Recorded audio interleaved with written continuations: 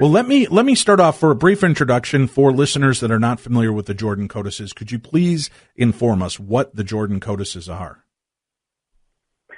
Yeah, around about 10 years ago, a series of upwards of 70 ring-bound books made entirely of lead, impure lead, were discovered in caves in northern Jordan.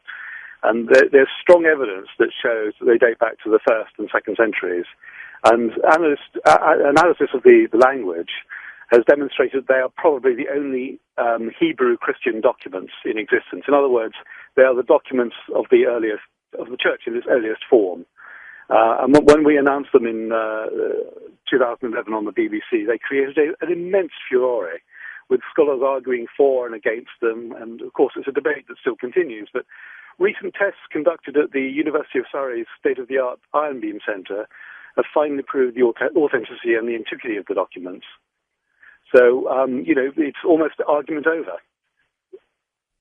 So you've got these documents, and why is this so important? What is so explosive that's held in this in these tablets, in these codices that seem to be unnerving so many people? Well, that's the question. The people who are against them seem to have gone on the defensive without actually inquiring to us, what they contain and what they mean. Not once from any of these people have we received any requests for data or information regarding the codices. They've immediately gone on the attack. They've immediately, therefore, gone on the defensive. And that's a very curious thing. And this is what, has baffled us, to be honest with you. It's, I would suggest a lot of it is just the usual academic infighting. And I'm afraid to say we have another Dead Sea Scrolls situation. The scrolls, when they were discovered, went through the same infighting, willful misunderstanding, the same defensive reactions. And of course, this led to them being suppressed for, 47, 50 years? It's a pretty shocking situation. We've got about 5 minutes left here, 4 to 5 minutes left. I want to kind of get a little bit of an update. Can you tell us, during your recent trip to Jordan, I understand you were under house arrest for a month. What was that for? Yes, I was illegally detained, and in February, 6 years since our last trip to brief the Department of Antiquities on the discovery, we were invited to Jordan by Jordan Heritage, which is a non-governmental organization, to publicize the codices to a largely unaware public. And the trip started off really well. It was a great success. We were on national TV, we were on English-speaking radio, we were in the national press, and we were then invited by a number of Jordanian universities and also the Levant Christian organization to give lectures. Now, that's a big organization that represents all the churches in the region.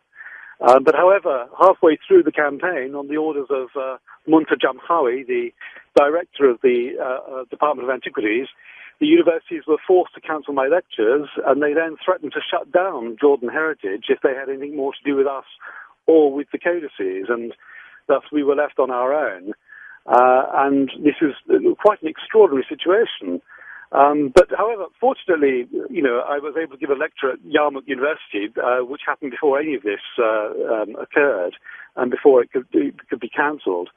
And I was able to give a good presentation on the analysis conducted by Professor Roger Webb and Matthew Hood at the Iron Beam Centre at the University of Surrey. And it was a very well-attended lecture with students and professors of the faculties of science and archaeology. And they were fascinated by what I had to say, especially as the evidence completely contradicted what they had been told by the Department of Antiquities and one of its staff scholars, Dr. Omar Houl, that the codices were all fakes.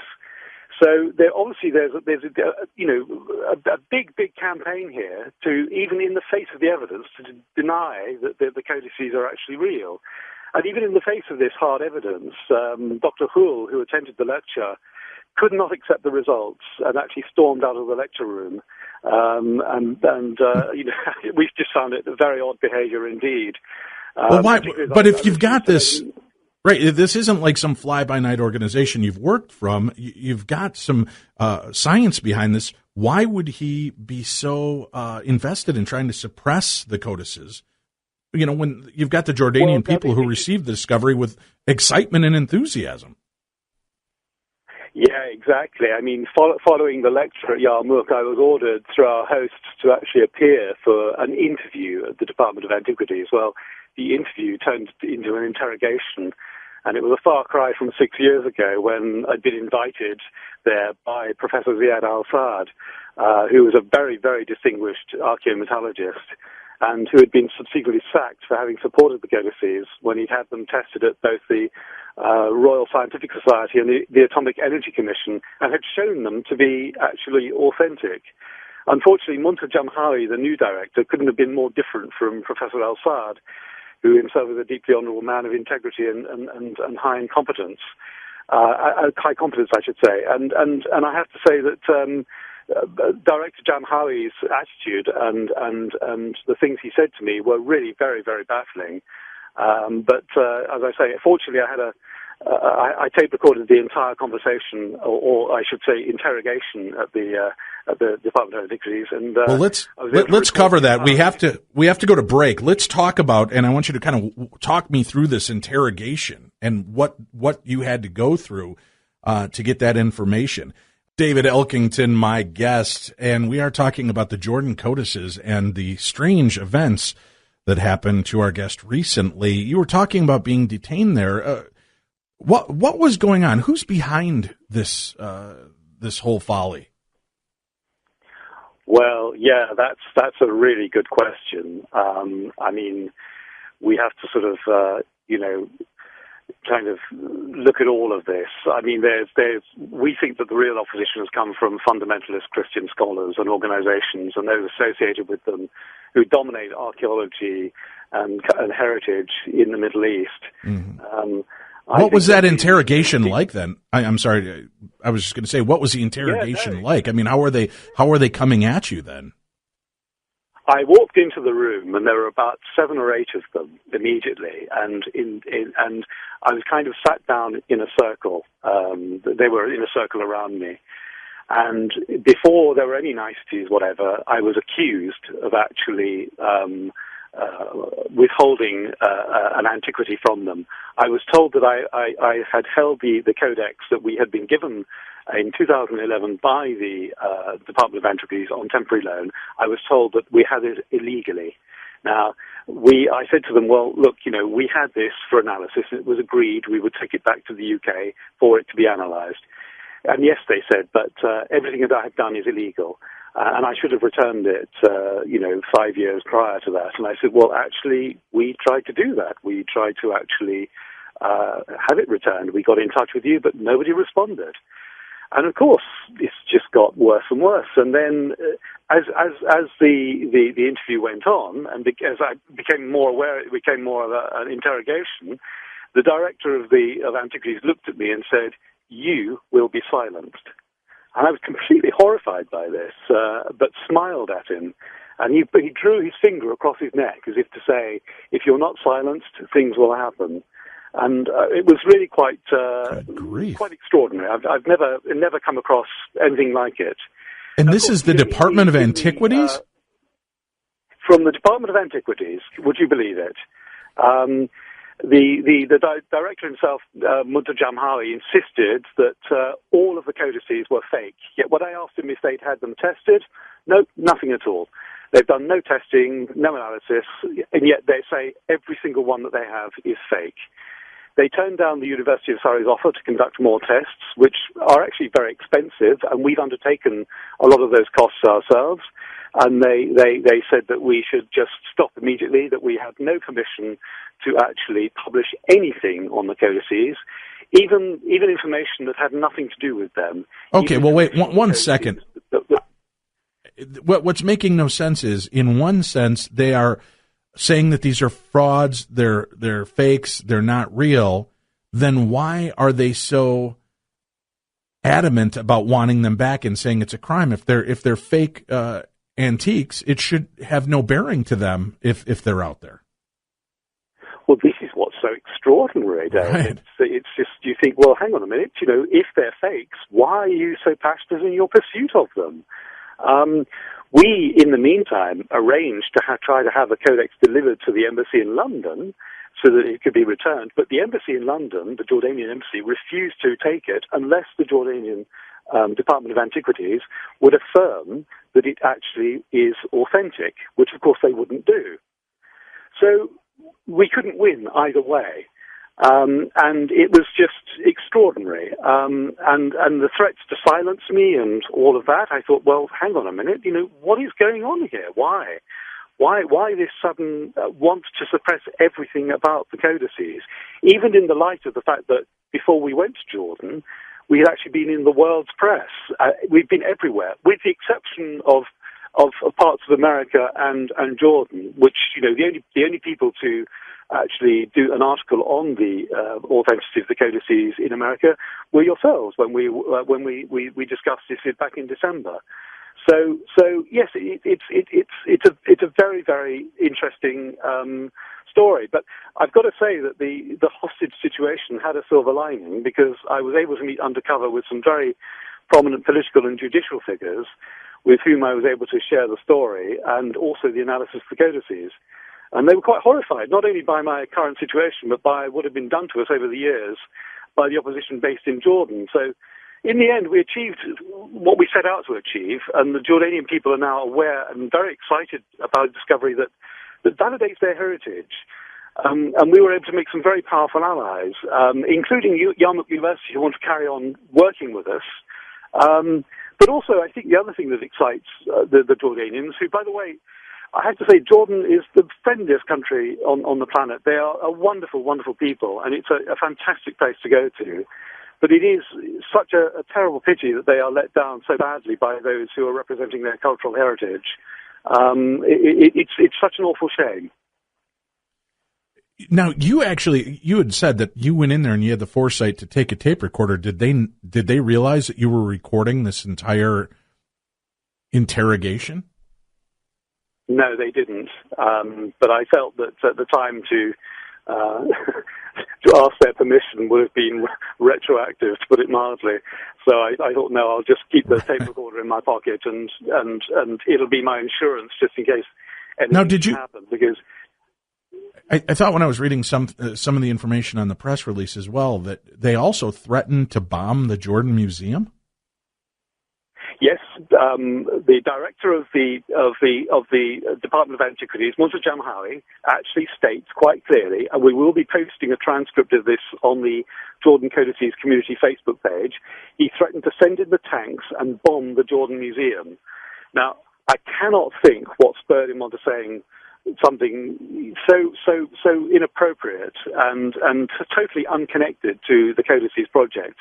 He must have been out of his mind to make such a distasteful reference. And all I can assume is that the pressure of being a director, when during his tenure there have been 3 major robberies at 3 major Jordan museums, must really be getting to him. Because we have, one robbery involved the theft of over 500 gold coins from one of the major museums. We have a robbery at the Aqaba Museum, but more interestingly, there was actually a robbery of codices from a Department of Antiquities storage vault in 2015, and that is absolutely horrifying. So I don't understand what's going on here. I just find it quite baffling. Help us assume that it must be those who are behind them. Help us understand a little bit more. What is so explosive in these codices? I mean, what is it for those of us lay people that would read it and get the translation? What is so off-putting, or to the Jordan people, that would make it so important to them that that they're trying to deny and suppress this information? Well, it's quite curious, because throughout Jordan, people are actually viewing them in a really positive light, because, of course, we're talking here about the potential of the unity of the 3 great religions, which is very exciting for them, because they're peaceable people who want to actually help in the process of more understanding, not giving out less. But I guess that if you look at it from the fundamentalist point of view, what you're looking at here is basically, a group of codices that are made of lead. They're sealed. The central one is, as we know, has a portrait on its front cover, which we believe to be that of Jesus Christ. It's very small, and we think it might well be the book that's mentioned in Revelation 5, where Jesus is to be seen in a vision opening a small sealed book.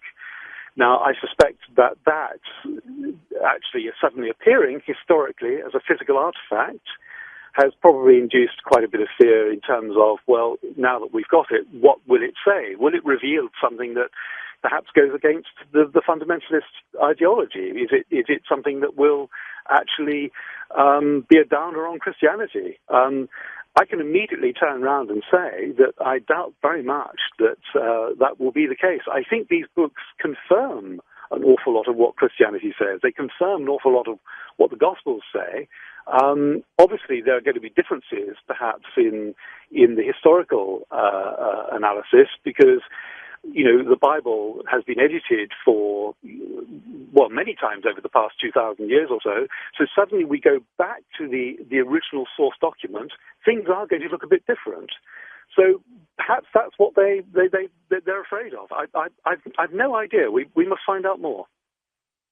All right. So in looking at who's behind all of this, you think that the real opposition is coming from the fundamentalist Christian scholars and the organizations that are associated with this, right?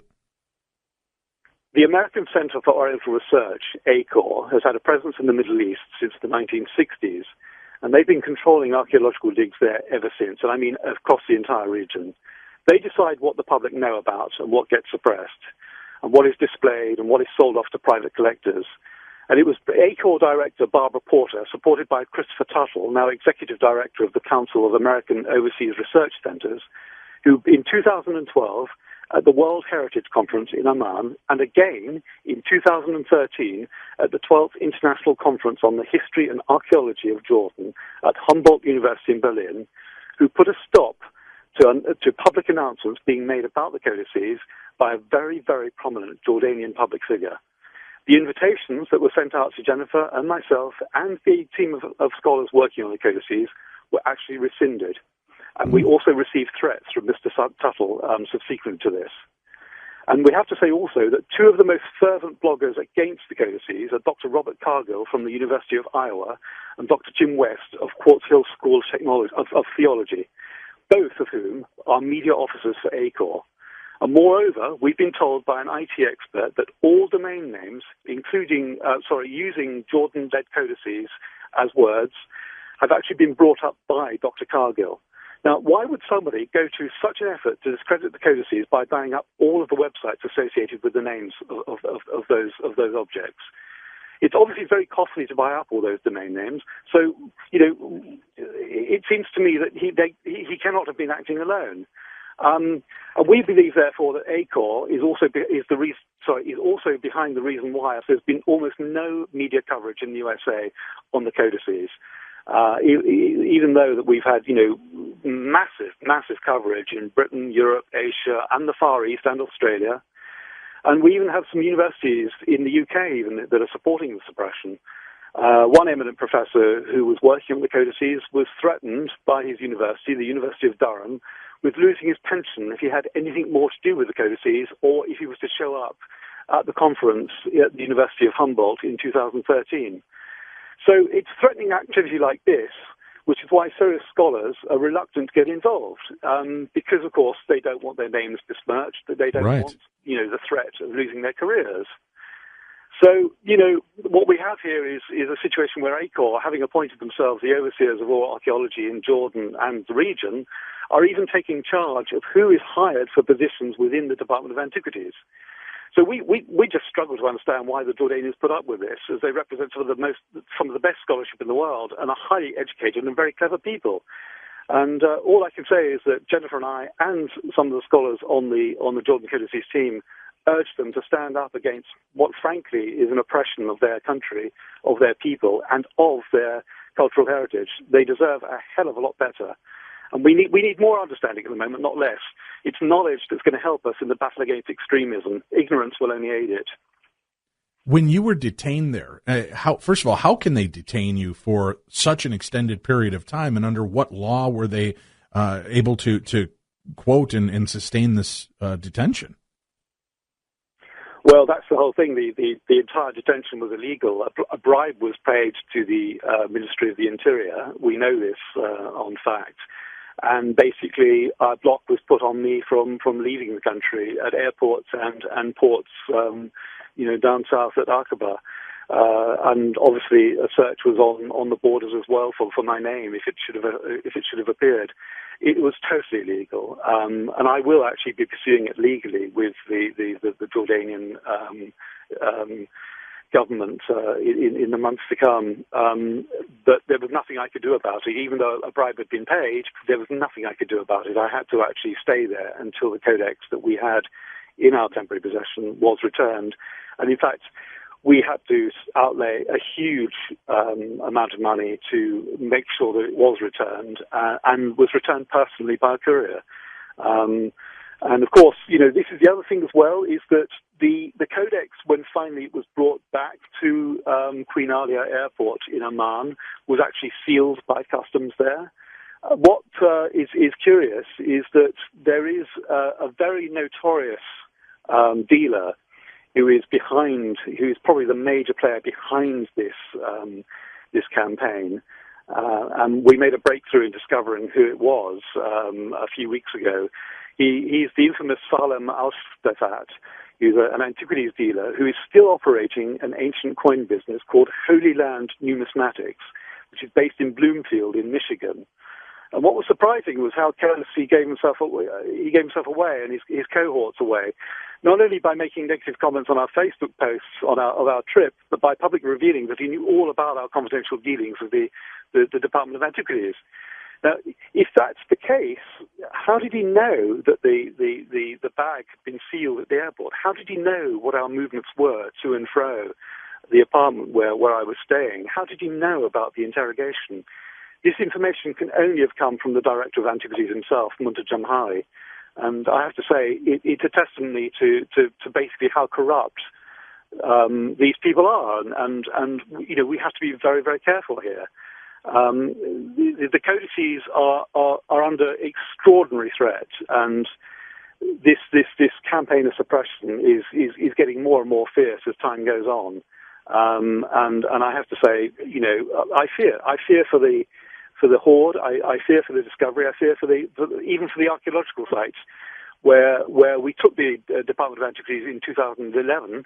And they, at the time, congratulated us on what they thought was an extraordinary place, an extraordinary site, with some very intact caverns and other aspects that have never been seen before. Yet, when we got back to the UK in June of that year, and Professor Ziad Al-Saad had been removed from his post in that same period, the Department of Antiquities were ordered by those from above to actually rewrite their report into that site to say that there was nothing of any value ever found there, that in fact it had no value at all to archaeology or to archaeologists. So you can see that this is a very, very concerted campaign. It's very, very worrying. It definitely sounds like that. We've got more to cover, and we'll take some of your calls in the next hour. If you have questions for our guest, David Elkington, about this discovery and what is going on with these codices, we'll also find out a little bit more about what happened since their return to the United States, or not to the United States, but after returning from Jordan. We'll talk about that and so much more.